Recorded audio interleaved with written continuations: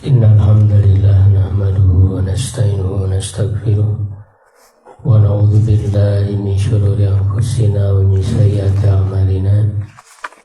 May yahdihillahu fala mudilla lahu wa may yudlil fala hadiya lahu. Asyhadu an la ilaha illallah wahdahu la syarika lahu wa asyhadu anna Muhammadan abduhu wa rasuluh alladzi la nabiyya ba'dah. Amma ba'du. Para hadirin jamaah sholat subuh, kita bersyukur pada Allah Subhanahu wa Ta'ala di pagi hari ini masih bisa diberikan kesempatan dan kemampuan untuk sama-sama menjalankan sholat subuh berjamaah, dan kita lanjutkan dengan kajian hari Ahad atau jihad. Kita akan melanjutkan pembahasan tentang hadis-hadis Rasulullah Shallallahu Alaihi Wasallam, yaitu dari kitab yang dihimpun oleh Imam An-Nawawi rahimahullah, ya, dalam kitab hadis Arba'in. Kita masuk di hadis yang ke-11, yaitu berkaitan dengan kita meninggalkan sesuatu yang meragukan, dan beralih kepada sesuatu yang tidak meragukan. Hadis ini diriwayatkan dari Abi Muhammad, an Abi Muhammad Al-Hasan, ibni Ali ibni Abi Thalib. Jadi Hasan anaknya Ali bin Abi Thalib, sibti Rasulullah Shallallahu Alaihi Wasallam, cucu Rasulullah Shallallahu Alaihi Wasallam, wa raihanatihi, dan yang raihanah itu yang dicintai oleh Rasulullah Shallallahu Alaihi Wasallam. Radhiyallahu anhuma, semoga Allah meridhoi keduanya. Jadi memang hadis yang diriwayatkan oleh Hasan, cucu Nabi sallallahu alaihi wasallam, ini tidak banyak. Di antaranya mungkin hanya 1-2 gitu, tidak banyak, karena memang bersama dengan Rasulullah SAW itu masih kecil, masih sangat kecil. Tetapi inilah yang pernah diingat, ketika dia masih kecil itu, ada yang diingat dari ucapan Rasulullah SAW. Dan tentu cucu Rasulullah ini yaitu Hasan, kemudian juga nanti Husain. Ini adalah orang yang mulia, yang bahkan oleh Rasulullah SAW menyebutkan keduanya adalah Sayyidah Syababi Ahlil Jannah. Keduanya adalah pemimpin para pemuda di surga.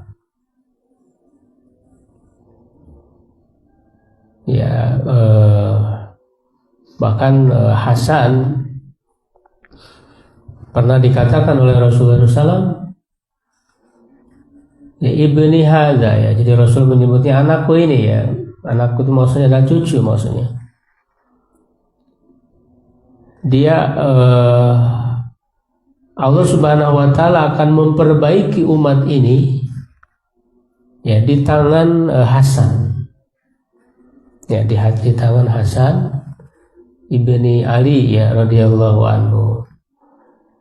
Jadi maksudnya ketika nanti, dan ini terbukti perkataan Nabi itu selepas beliau meninggal, bahwa apa yang diucapkan oleh Nabi itu terbukti, dan ini menunjukkan tanda kenabian, bahwa apa yang disampaikan oleh Nabi SAW itu benar adanya.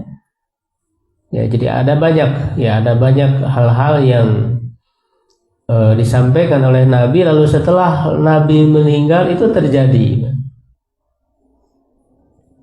Ya, jadi apapun yang disampaikan melalui wahyu, Al-Quran, hadis, ya semuanya itu pasti benar dan kita meyakini. Bukan hanya yang belum terjadi ya nanti di hari kiamat, itu semua pasti akan terjadi. Tetapi yang sudah lewat pun ya itu sudah terjadi, sudah terbukti apa yang diucapkan oleh Nabi. Jadi kebenaran Islam ini sudah ada buktinya. Bukan hanya berkaitan dengan masa yang akan datang, bukan hanya berkaitan dengan akhirat yang belum datang, ya kan? Tapi sudah terbukti kebenarannya di dalam sejarah. Ya, makanya Imam Ibnu Katsir itu menghimpunkan, mengumpulkan ya nubuat. Jadi kabar-kabar yang disampaikan oleh Nabi lalu sudah terbukti di dalam sejarah. Ya, dalam kitab beliau namanya Al-Bidayah wan Nihayah. Ya, jadi kitab itu kitab sejarah ya, Bidayah wan Nihayah. Jadi dijelaskan tentang awal mula penciptaan manusia ya, bahkan penciptaan alam sampai nanti akhir zaman. Nah, termasuk berita-berita tadi yang sudah terbukti di dalam sejarah itu dicantumkan di dalam kitab beliau. Salah satunya adalah perkataan Rasul kepada Hasan. Jadi engkau ya di tangan engkau akan diperbaiki umat. Saya selihu baina taifataini azimatai, di antara dua kelompok besar. Nah, apa yang disampaikan oleh Rasulnya terbukti karena di zaman sahabat ya, sahabat itu orang-orang mulia semuanya, Pak. Ya, orang-orang mulia yang dipuji oleh Allah Subhanahu wa taala. Radhiyallahu anhum wa radu an, Allah meridhai mereka, mereka ridho kepada Allah.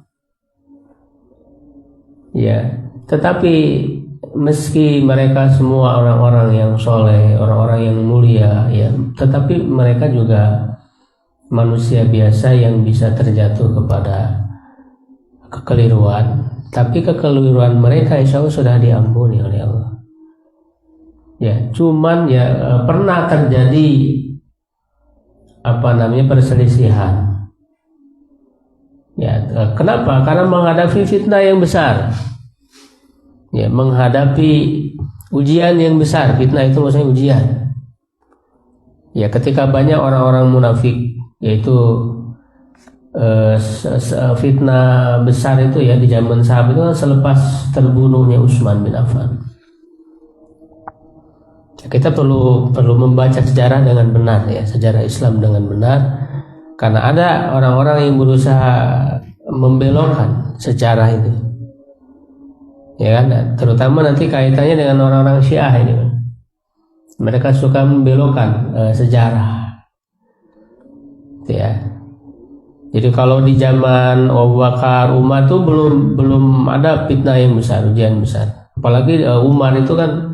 Dan Umar cukup panjang kan masa pemerintahannya. Kalau Abu Bakar kan cuma 2 tahun. Ya, Umar bin Khattab itu cukup panjang, sekitar 10 tahun ya. Nah, tidak berani fitnah muncul. Umar tuh tegas, keras. Ya, tetapi di zaman Utsman itulah ya, dia 12 tahun, 6 tahun pertama dalam ketenangan ya, 6 tahun berikutnya ada banyak kekacauan sampai puncaknya Utsman terbunuh. Nah, disitulah mulai terjadi perbedaan pendapat antara Ali bin Abi Thalib yang diangkat menjadi khalifah ya dengan Muawiyah bin Abu Sufyan. Ya, di mana Muawiyah itu pada saat itu sudah menjadi pemimpin di Syam. Muawiyah ya bin Abi Sufyan itu terjadi perbedaan pendapat ketika menyikapi meninggalnya Utsman bin Affan. Di mana Muawiyah itu masih sedarah, masih satu keturunan dengan Utsman bin Affan. Sehingga dia sebagai pihak keluarga ingin menuntut mengadili orang-orang yang membunuh Utsman. dan wajar sebagai keluarga ya menuntut untuk mengadili para pembunuh, karena yang membunuh Utsman itu bukan cuma satu orang, ada beberapa orang. Nah, sedangkan Ali bin Abi Thalib sebagai khalifah, beliau punya pandangan ya yang lebih lengkap melihat kondisi bahwa ini tidak mudah untuk mengadili mereka itu, ya tidak semudah yang dibayangkan.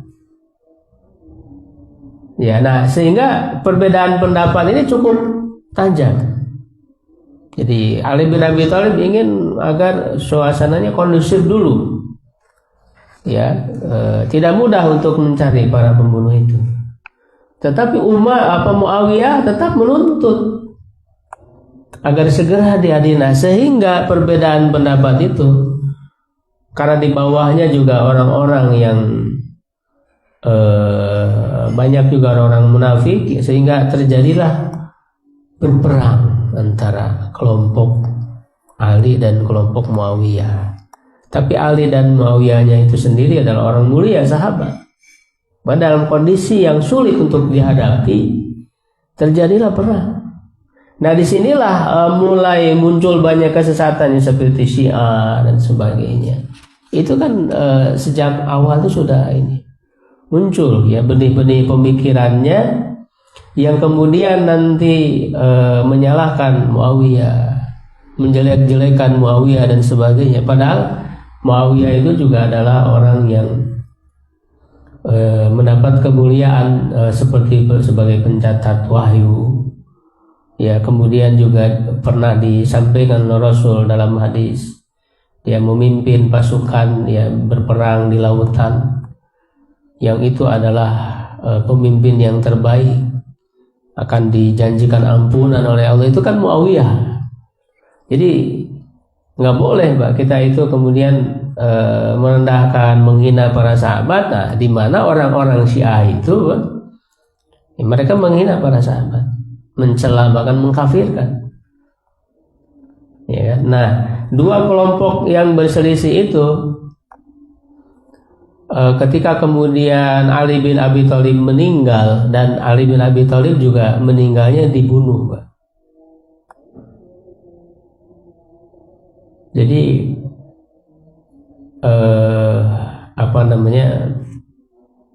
ketika di atas Uhud, ini juga salah satu perkataan Nabi yang terbukti, Pak. Jadi ketika di atas gunung Uhud itu dalam perang Uhud, Rasul pernah mengatakan kepada gunung itu agar tenanglah ya wahai gunung, karena di atas kalian ini ada as-siddiq wa syahidan. Ya, di atas gunung itu ada siddiq. Siddiq itu siapa? Abu Bakar. Disebut siddiq. Ada syahidan, ada dua orang yang syahid. Siapa dua orang yang syahid itu? Utsman dan Ali bin Abi Thalib. Jadi Rasul ketika di atas bukit Uhud itu sudah mengatakan bahwa Utsman itu syahid, Ali itu syahid. Syahid itu artinya nanti akan meninggal dalam keadaan terbunuh, dan itu terbukti perkataan Rasul itu. Ketika Rasul tidak ada, ya Utsman dibunuh oleh kelompok orang-orang Khawarij tadi yang memberontak. Ya, Ali bin Abi Thalib juga dibunuh, termasuk Umar bin Khattab juga dibunuh. Jadi dari 4 khalifah itu yang 3 semua dibunuh. Nah, ketika Ali bin Abi Thalib dibunuh, maka kepemimpinan kekhalifahan ini diberikan kepada Hasan ini. Ya, kepada anaknya Ali bin Abi Thalib, Hasan bin Ali ya radhiyallahu. Tetapi karena melihat kondisi yang tadi ya menjadi perselisihan dua kelompok besar yang disebut oleh Rasulullah tadi, maka di tangan Hasanlah menjadi damai dengan cara apa? Dengan cara kepemimpinan diberikan kepada Muawiyah. Ya, walaupun Hasan itu sempat memerintah sekitar 6 bulan ya, sekitar 6 bulan memerintah. Setelah itu kepemimpinan diberikan kepada Muawiyah bin Abu Sufyan, yang di tangan Muawiyah lah menjadi damai semua. Ya, menjadi damai semua, tidak ada lagi perselisihan. Ya, inilah salah satu yang menjadi kelebihan ya Hasan bin Ali radhiyallahu anhu yang disebut oleh Rasulullah SAW. Nah, dalam hadis ini kata Hasan, hafidhu min Rasulillah SAW, aku menghafal dari Rasulullah. Jadi ini perkataan yang diingat oleh Hasan karena sewaktu dia masih kecil. Ya, usianya masih sangat kecil ketika bersama Rasulullah SAW. Yaitu kalimat yang pendek. Tetapi kalimat pendek ini menjadi kaidah di dalam agama. Yaitu kata Rasulullah SAW bersabda, da ma yaribuka ila ma la yaribuka. Tinggalkanlah yang meragukanmu kepada yang tidak meragukanmu. Hadis ini diriwayatkan oleh Imam At-Tirmidzi, ya, Nasai dan Tirmidzi mengatakan hadis hasanun sahih. Ya, kalau di bedah ya ini bisa panjang karena ini menjadi kaidah yang besar ya di dalam agama Islam. Ya, bahwa agama ini dibangun di atas keyakinan, bukan keraguan-raguan. Jadi dalam berbagai bidang, dalam berbagai urusan. Ya, dalam akidah misalnya ya, keyakinan bahwa Allah menurunkan wahyu, menurunkan agama Islam ini, semua dibangun di atas keyakinan. Ya, bahwa wahyu yang disampaikan itu tidak ada lagi keraguan di dalamnya. Makanya ketika kita membaca surat Al-Baqarah, ya, alif lam mim dzalikal kitab, ya, itulah kitab, maksudnya Al-Quran. La raiba fi, tidak ada keraguan di dalamnya. Jadi tidak ada keraguan bahwa ini berasal dari Allah. Ya, karena tadi dari segi kabar-kabar yang disampaikannya sudah terbukti kebenarannya. Ya, kemudian juga dijaga ya keasliannya ini, tidak akan sampai hari kiamat itu tidak akan pernah berubah. Tidak ada satupun ayat yang bisa dirubah oleh manusia. Dijamin ya oleh Allah di surat Al-Hijr ayat 19, inna nahnu nazzalna dzikra wa inna lahu lahafidun. Sesungguhnya kamilah yang menurunkan adzikra. Adzikra salah satu nama dari Al-Quran. Dan sesungguhnya kamilah yang menjaganya. Jadi dijaga oleh Allah, ya, kebenarannya ini. Ya, dan di antara buktinya adalah Rasulullah itu dibiarkan oleh Allah untuk dalam kondisi ummi. Ummi itu tidak bisa baca dan tulis. Bagi Nabi itu bukan kekurangan, justru sebagai bukti bahwa wahyu yang diterima itu betul-betul dari Allah. Karena kalau Rasul bisa baca dan nulis, ya, orang akan menyangka bahwa ini hasil bacaan, ya kan, dari buku-buku dari kitab sebelumnya. Ya, kalau Rasul bisa nulis berarti menulis sendiri ya Al-Quran.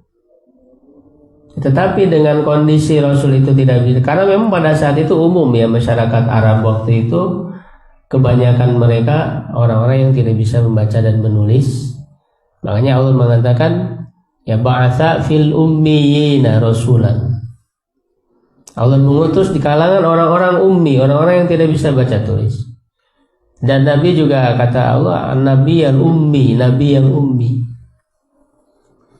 Ya, walaupun kemudian dengan datangnya Islam, turunnya Al-Quran, Allah akan menjadikan umat Islam menjadi orang-orang yang pandai membaca dan menulis, dan pentingnya ya.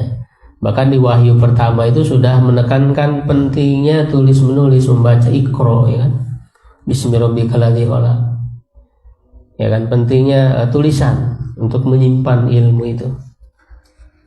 Tetapi Rasul sendiri tetap dalam keadaan ummi.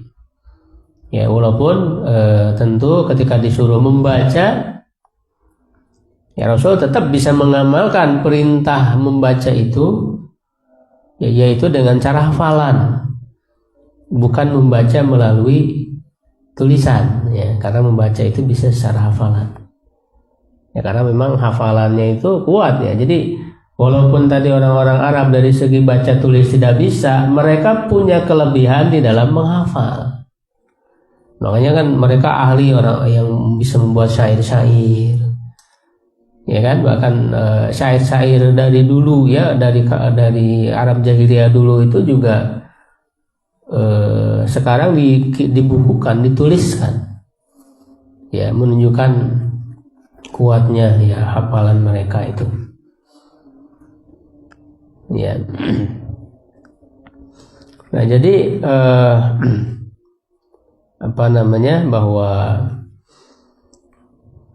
dari segi ajarannya, ya, semua meyakinkan, ya, tidak ada keraguan, ya, dan itu bisa diterima oleh manusia, ya, ketika dia menggunakan, ya, akal sehatnya untuk berpikir, ya, tentang kebenaran Islam. Makanya kalau orang yang menggunakan akal sehat untuk meneliti, ya, tentang Islam ini, tentang Al-Quran ini, ya, pasti dia akan sampai kepada menerima kebenaran Islam. Makanya kan rata-rata orang yang masuk Islam itu para peneliti, para profesor yang sudah meneliti ini, meneliti itu, ternyata di Al-Quran sudah ada, ya kan, itu kagum dengan kebenaran Quran, masuk Islam. Tapi orang-orang yang murtad rata-rata, ya, orang-orang yang tidak berpikir, yang diiming-imingi dengan harta, ya kan, dengan bantuan, nah, itu keluar dari Islam gara-gara masalah harta. Nah, hanya dikasih misalnya bantuan, ya, 1 dus mie instan, ya kan, dia keluar, pindah agama. Ya, jadi Islam ini bisa dibuktikan kebenarannya dengan pembuktian yang meyakinkan. Maka tidak ada keraguan di dalam Islam ini. Ya, termasuk, ya, semua isi ajarannya yang baik dalam masalah akidah. Ya, tadi itu, ya, semua harus sampai kepada keyakinan, meyakinkan. Makanya iman itu, ya, harus yakin sepenuhnya, tidak boleh ada keraguan-keraguan. Ya, yang rukun iman yang ada 6 itu, kita yakinnya harus 100%.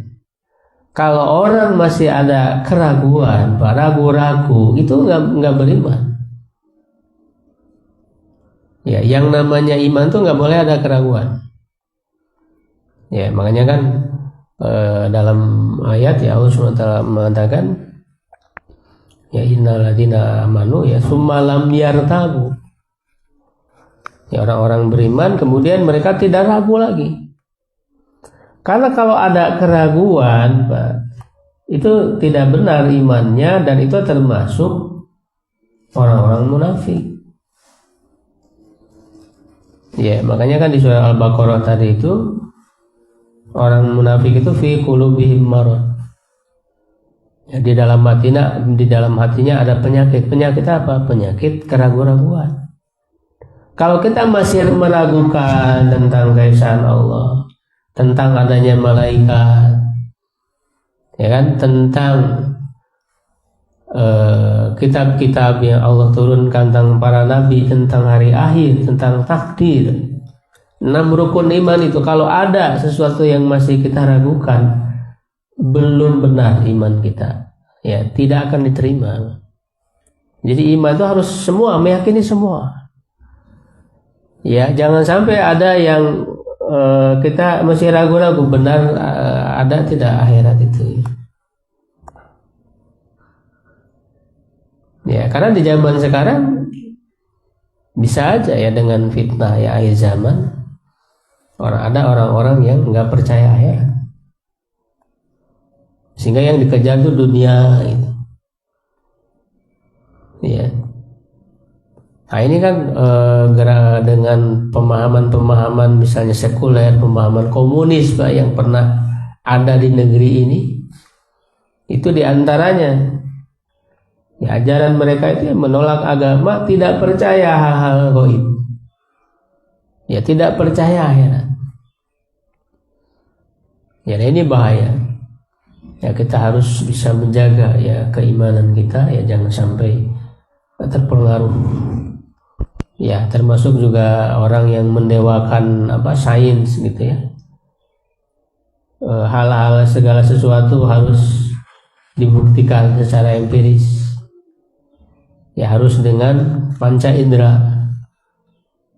Ya, jadi orang-orang ini hanya meyakini sesuatu benar tuh kalau bisa diindra, kalau bisa dibuktikan secara empiris, ya kan? Itu ada orang-orang yang seperti itu. Ya, padahal manusia ini oleh Allah tidak hanya dibekali dengan indra. Ya, tapi karena kalau cuman panca indera saja, hewan juga dikasih. Kalau manusia hanya mengandalkan indranya saja untuk bisa mencapai kepada kebenaran, ya apa bedanya dengan hewan? Ya, karena hewan pun dia bisa mendengar, bisa melihat, hewan juga kan, bisa merasa, punya insting gitu. Ya, jadi orang-orang yang hanya mengandalkan indera ini sama seperti hewan, makanya Allah katakan ulaika kal an'am, mereka itu seperti hewan. Dan manusia ini diberi keistimewaan apa dibanding hewan? Akal. Jadi manusia itu bisa sampai kepada kebenaran dengan menggunakan akal. Bisa percaya adanya Tuhan yang satu, Allah Subhanahu wa taala, itu menggunakan akal dengan melihat bukti-bukti tanda-tandanya di alam ini. Tidak mungkin ada makhluk yang begitu hebat, begitu bagus kalau ada dengan sendirinya. Ya, tanpa adanya pencipta. Ya, jadi gunakan akal itu untuk sampai kepada kebenaran. Termasuk hal-hal yang gaib itu kita mempercayai ya adanya. Ya, hal-hal yang gaib itu ya adalah tadi ya, secara akal kita menerima adanya Tuhan. Ya, di mana Tuhan Allah Subhanahu wa taala itu nggak mungkin bisa dilihat di dunia ini.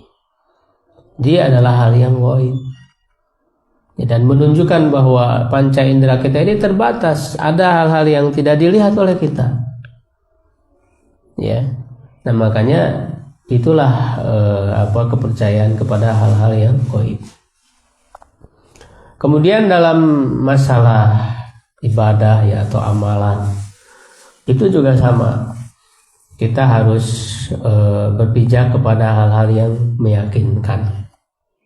Ya, makanya dalam ibadah itu nggak bisa sembarangan. Dalam amal itu ya harus betul-betul yakin ini sebagai syariat yang diajarkan oleh Rasulullah. Nah, bagaimana agar amalan ya agar ibadah kita itu bisa meyakinkan, harus jelas landasannya. Karena ibadah itu ya, cara kita beribadah itu semuanya dituntun oleh Nabi. Ya, kalau misalnya cara ibadah kepada Allah itu sekehendak kita, terserah kita, untuk apa Allah mengutus Rasul?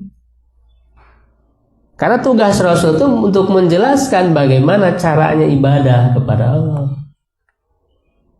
Ya kan? Nah, maka semua ibadah itu sifatnya adalah mengikuti Nabi. Ya. Kalau ibadah kemudian tidak dengan mengikuti Nabi, ya maka itu adalah tidak sesuai dengan yang diperintahkan oleh Allah. Ya, karena yang diperintahkan oleh Allah itu semuanya ya in kuntum tuhibbunallah fattabi'uni, ya, kata Rasul dalam Al-Qur'an. Jika kalian mencintai Allah ya maka ikutilah Rasul. Jadi tidak ada jalan untuk bisa selamat, untuk bisa beribadah kepada kecuali dengan mengikuti Rasulullah. Atiullah wa atiur Rasul.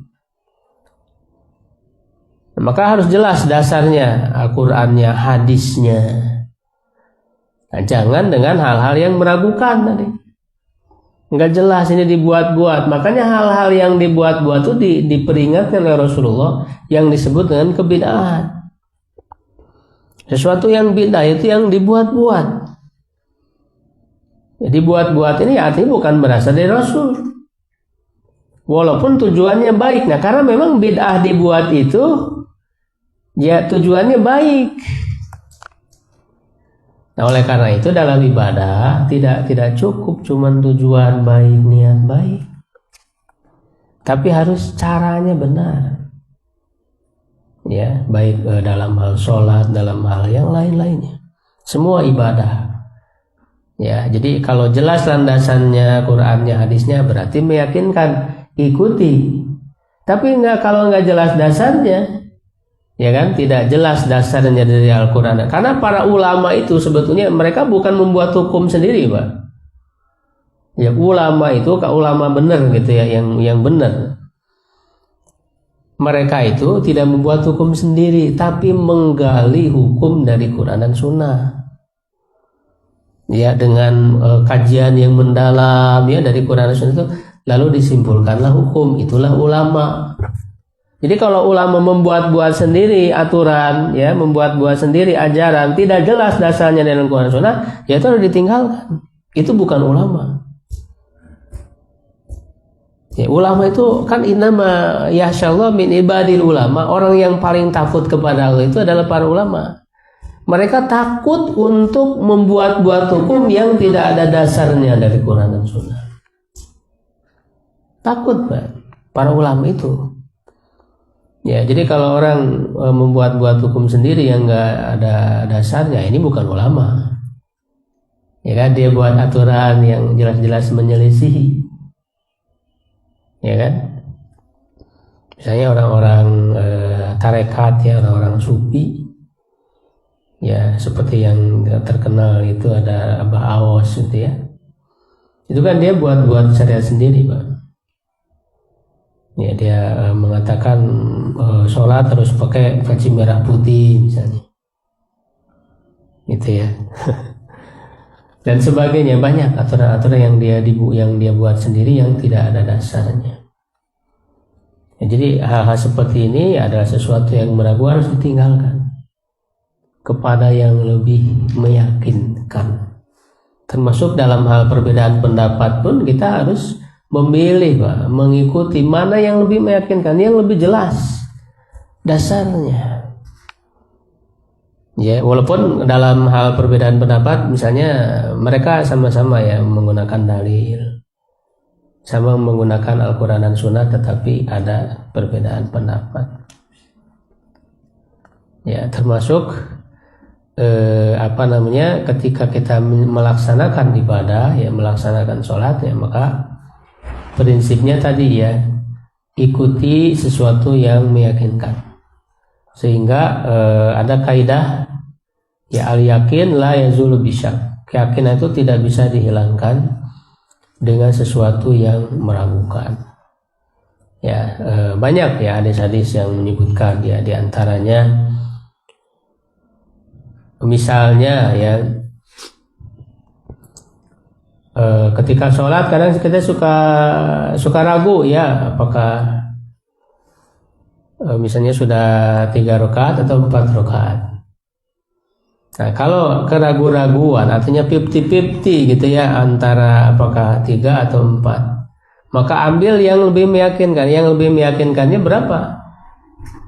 Yang lebih sedikit 3, ya kan? Yang lebih sedikit, yang lebih meyakinkannya itu, ya maka tetapkanlah 3. Kalau ragu-ragu antara 3 atau 4, ya maka hitung 3, sehingga tambah lagi 1 rakaat. Termasuk juga ketika sholat itu sudah batal atau tidak, ragu-ragu. Nah, maka kalau memang yakin sudah wudhu sebelumnya, ya kan, ketika sholat ragu apakah batal atau tidak, maka kata Rasulullah ya, ketika ditanyakan oleh sahabat itu, jadi ada seorang yang ragu, maka kata Rasulullah, la yansorib ya hatta yasma sautan aw yajida rihan. Jangan beranjak dari sholat, artinya jangan membatalkan sholatnya sampai dia mendengar suara atau menghirup aroma. Mendengar suara, maksudnya mendengar suara kentut.